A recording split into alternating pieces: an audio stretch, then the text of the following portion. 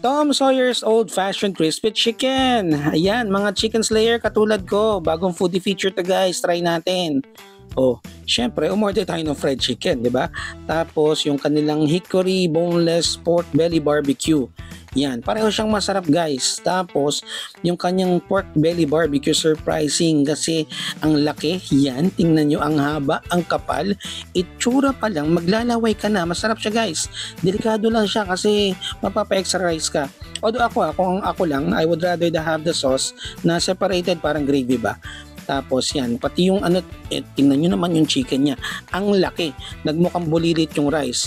Crispy yung kanyang breading. Tapos tender juicy yung kanyang laman.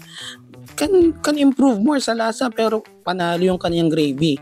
Nakita nyo na rin yung kanilang menu at saka ito yung brochure para alam nyo kung saan sila para mabisita nyo na rin. So tara, kain guys!